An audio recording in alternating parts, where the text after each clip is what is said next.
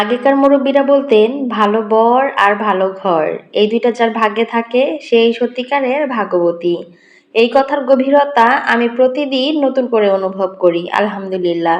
সংসারের ছোট ছোট কাজ, প্রিয় মানুষের যত্ন আর ব্যস্ততার মাঝেও কিছু সুন্দর মুহূর্ত, এসব নিয়েই তো একটা ঘর পূর্ণতা পায়। আজ সারাদিনের সংসারের কাজকর্ম আর কিছু বাস্তব ছোট ছোট সুন্দর মুহূর্ত আপনাদের সঙ্গে ভাগ করে নিব। আসসালামু আলাইকুম everyone. Sadia Mamun blog YouTube channel থেকে আমি সাদিয়া আপনাদের সকলকে ওয়েলকাম করছি নতুন দিনে নতুন একটি ব্লগ ভিডিওতে। আশা করছি আপনারা সকলেই যে যেখান থেকেই আমার আজকের ভিডিওটি দেখছেন সবাই ভালো আছেন এবং সুস্থ আছেন। মহান আল্লাহ তাআলার অশেষ রহমতে এবং আপনাদের সকলের দোয়ায় আমি আমার পরিবার নিয়ে সুস্থ আছি এবং ভালো আছি। আবারও একবার বলে নিচ্ছি আলহামদুলিল্লাহ। আজকের ভিডিওটা কিন্তু আমি সকাল থেকেই শুরু করে দিয়েছি, আর আজকে এখানে একটু ইউনিক করে একটা নাস্তা তৈরি করে নিয়েছিলাম সকালের জন্য। প্রতিদিনই দেখা যায় রুটি, পরোটা, আলু ভাজি, ডিম পোচ এগুলোই আসলে করা হয়। মাঝে মধ্যে কিন্তু একটু ভিন্ন কিছু ট্রাই করাই যায়। যেহেতু ছোট বাচ্চারা থাকে, বাচ্চারা কিন্তু ভিন্ন ভিন্ন জিনিস খেতে বা দেখতে অনেক বেশি পছন্দ করে। আর এখানে হচ্ছে আমার মেয়েটা আসলে সকালের নাস্তা বলতে রুটি পরোটা ছাড়া অন্য কিছু খেতে চায় না। আর আমি যদি অন্য কোনো কিছু বানাইও তাহলে দেখা যায় ওকে অনেক জোর করেও আমি খাওয়াতে পারি না। এর জন্যই আসলে বিশেষ করে বানানো হয় না। কারণ আমার একার জন্য তো আর আমি আলাদা বানাবো না, আবার ওর জন্য আলাদা বানাবো না।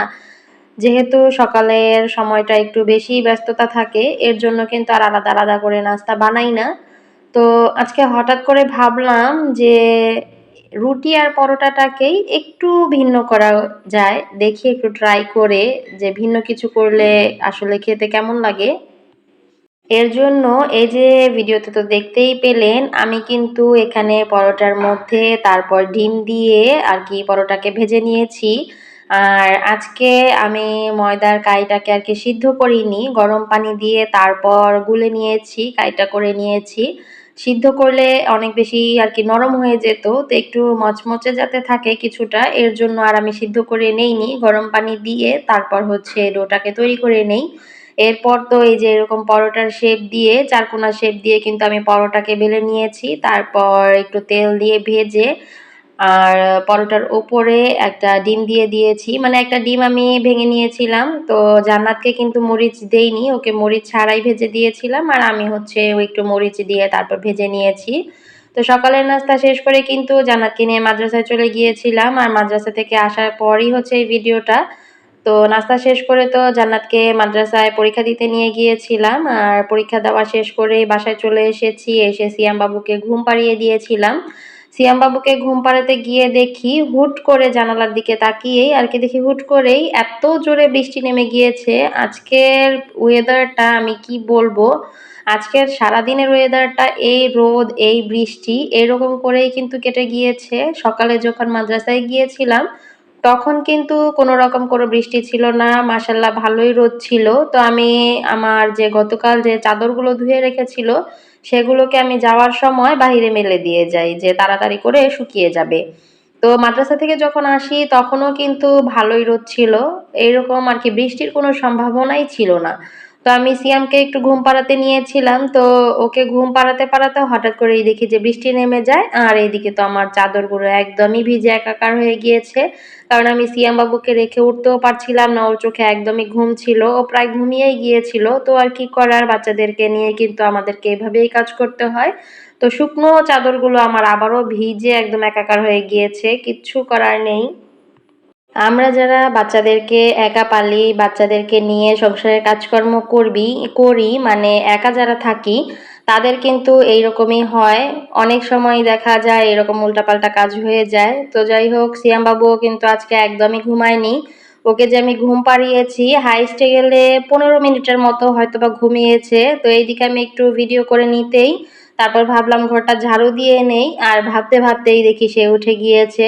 তো বললামই তো, বাচ্চাদেরকে নিয়ে কিন্তু যারা আমরা একা থাকি তাদেরকে এভাবেই আর কি কাজকর্ম করতে হয় সংসারের।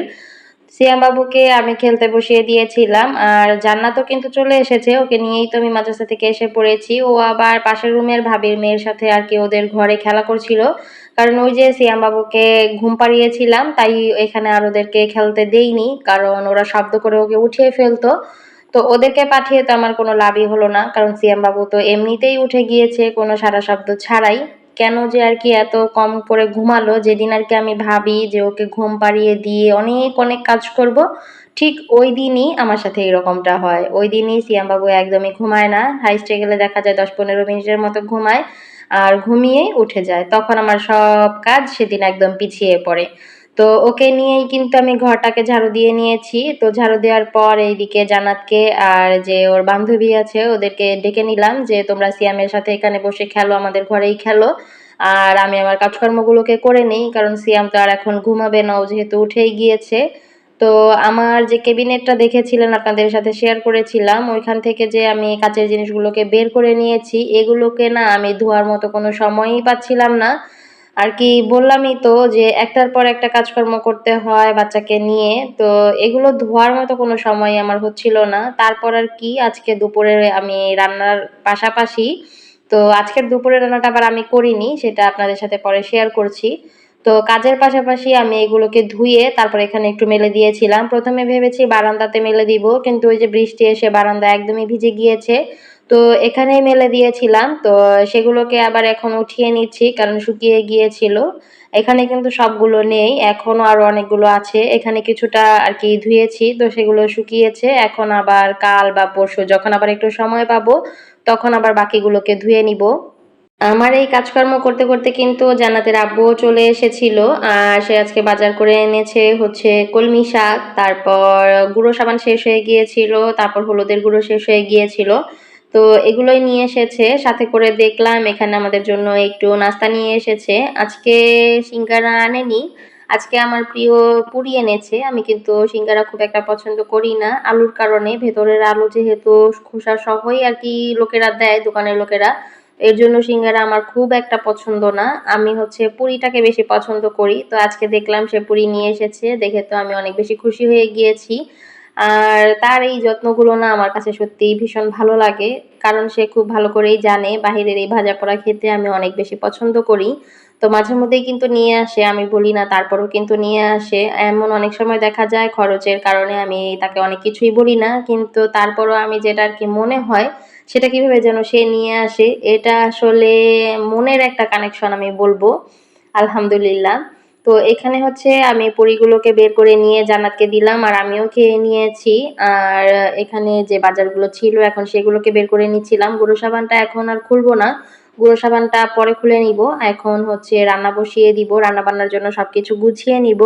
তাই আমি হলুদের গুঁড়োটাকেই আগে একটু রিফিল করে নিচ্ছিলাম, ছোট প্যাকেট এনেছে। সবসময় দেখা যায় হলুদের গুঁড়ো আর কি মেশিনে, দোকান যে থাকে মানে যেখানে এগুলো ভাঙায়, তো ওই দোকান থেকে কেনা হয়, যেহেতু এখন শেষ হয়ে গিয়েছে হুট করেই।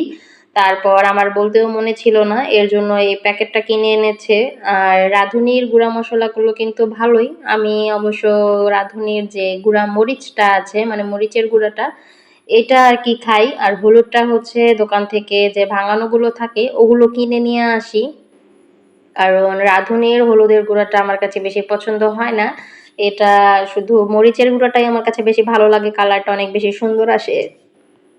আমার না আসলে ঠান্ডা লেগে গিয়েছে, এর জন্য ভয়েস দিতে খুবই কষ্ট হচ্ছে। হঠাৎ করেই ঠান্ডা লেগে গিয়েছে, কারণ যে এই পরিমাণে রোদ আর বৃষ্টি গরম, এই দেখি যে গরম লাগে আবার এই দেখি যে ঠান্ডা লাগে। সকালে বা দুপুরের দিকে এত পরিমাণে গরম লাগে, রাতে ঘুমাতে গেলেও গরম লাগে। তারপর যখন অনেক রাত হয়ে যায় তো বেশি রাতে দেখা যায় যে আবার শীত লাগে। এই কারণে আর কি ঠান্ডাটা লেগে গিয়েছে, যার কারণে ভয়েস দিতে খুবই কষ্ট হচ্ছে, বারবার আর কি কথা আটকে যাচ্ছে। তো আপনারা একটু ক্ষমা সুন্দর দৃষ্টিতে দেখে নিবেন। আজকে এই কলমি শাকগুলো এনেছে, কলমি শাকগুলো কিন্তু ভালোই তরতাজা ছিল। এখন পর্যন্ত যারা ভিডিওটি কন্টিনিউ করেছেন প্লিজ একটি লাইক দিয়ে তারপর ভিডিওটি কন্টিনিউ করবেন, কারণ আপনার একটি লাইক আমার ভিডিওটি আরও অনেকের কাছে পৌঁছাতে সাহায্য করবে। তাই বুঝতেই পারছেন একটি লাইকের কতটা মূল্য। আর ভিডিওর কোনো অংশ অথবা কাজের বা কথার কোনো অংশ যদি আপনাদের কাছে ভালো লেগে থাকে তাহলে সেটা কমেন্টের মাধ্যমে আমাকে জানাতে পারেন। আপনাদের মূল্যবান কমেন্টগুলো পড়তে আমার অনেক বেশি ভালো লাগে। যারা আমার এই ভিডিওটি আজকে প্রথম দেখছেন, আপনারা যদি এই ধরনের লাইফস্টাইল ভিডিওগুলো দেখতে পছন্দ করেন তাহলে আমার এই ছোট চ্যানেলটিকে সাবস্ক্রাইব করে পাশে থাকা বেল আইকনটি অন করে রাখতে পারেন। এতে করে আমি যখনই ভিডিও আপলোড করব আপনাদের কাছে সাথে সাথে নোটিফিকেশন চলে যাবে। আপনারা আপনাদের মূল্যবান সময় থেকে একটু সময় বের করে আমার ভিডিওটি দেখে নিতে পারবেন। আর যারা অলরেডি এই কাজগুলো করে ফেলেছেন আপনাদেরকে অসংখ্য অসংখ্য ধন্যবাদ। শুরুতে যে একটা কথা বলেছিলাম, ভালো বর আর ভালো ঘর যার ভাগ্যে আছে সেই আসলে সত্যিকারের ভাগ্যবতী। আলহামদুলিল্লাহ, আমি আমার নামের যে অর্থটা আপনারা চেক করে দেখতে পারেন। সাদিয়া নামের অর্থ কিন্তু সৌভাগ্যবতী। তবে আমি সত্যিই নিজেকে অনেক ভাগ্যবতী মনে করি।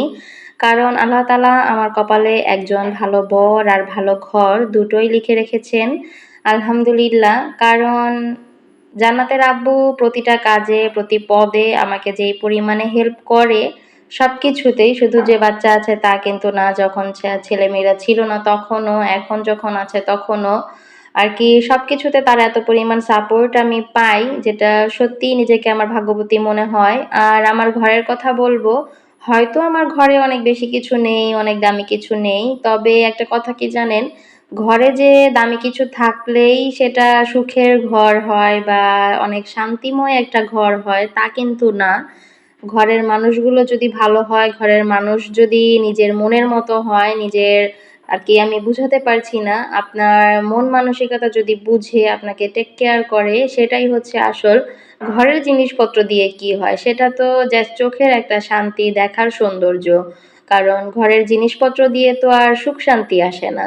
যাই হোক, আজকে কিন্তু জান্নাতের আব্বু রান্না বান্না করেছে, আর সেই কিন্তু কলমি শাকগুলোকে কেটে তারপর রান্না করেছে। শুধু আমি চিংড়ি মাছটাকে বেছে দিয়েছিলাম, আর আজকে চিংড়ি মাছ দিয়ে কলমি শাকের ঝোল রান্না করেছে। তো জান্নাতের আব্বু যেহেতু রান্না করছিল, আমাকে বলল আজকে সেই রান্না করে দিবে। মাঝে মধ্যেই কিন্তু আর কি প্রায় সময় দেখা যায় সে কিন্তু রান্না বান্না করে, আরও অন্যান্য অনেক কাজই করে। তো আজকে যেহেতু সে রান্না করছিল, এদিকে দেখি যে অনেকটা রোদও উঠে গিয়েছে দুপুরের দিকে।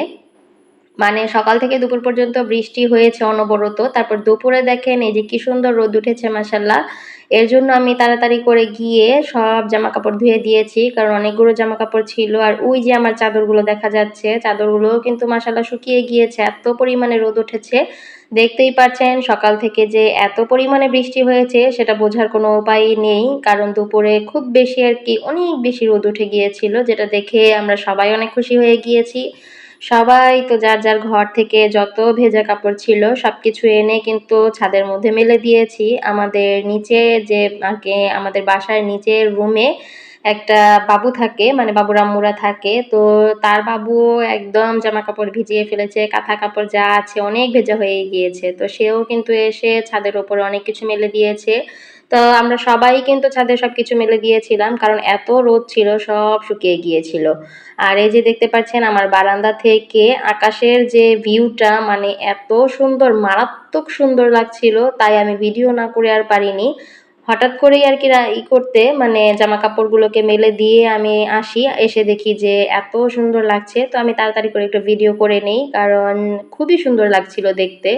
আপনাদের এলাকাতেও কি এরকম আজকে হয়েছে কিনা কমেন্ট করে কিন্তু জানাতে পারেন। তো এরপর তো এখানে কিন্তু রান্নাবান্না শেষ হয়ে গিয়েছে, আর আমি এসে এই যে শাকের যে তরকারিটা এটাকে আর কি বেড়ে নিচ্ছিলাম বাটিতে, কারণ শাক অনেকগুলো ছিল, তাই একটা বড় পাতিলে রান্না করেছে, তারপর তো দেখে যে একদম কমে গিয়েছে। আর এটা কিন্তু কমারই কথা, তবে সে যেহেতু নাড়াচাড়া করতে পারতো না, এর জন্যই আর কি এই বড় পাতিলটা নিয়েছে। আর বড় পাতিলে রান্না করতেই তার বেশি ভালো লাগে, ছোট পাতিলগুলোতে ঠিক মতো নাড়াচাড়া করতে পারে না, দেখা যায় ফেলে দেয়।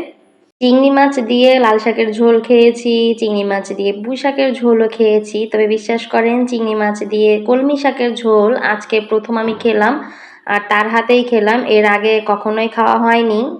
শুধু যে আজকের এই কলমি শাক দিয়ে চিংড়ি মাছের ঝোল এটা না, এমন অনেক কিছুই আছে যেটা আমি এর আগে কখনো দেখিনি, তবে এখন মাঝে মধ্যে আর কি খাই, মানে নতুন খাই।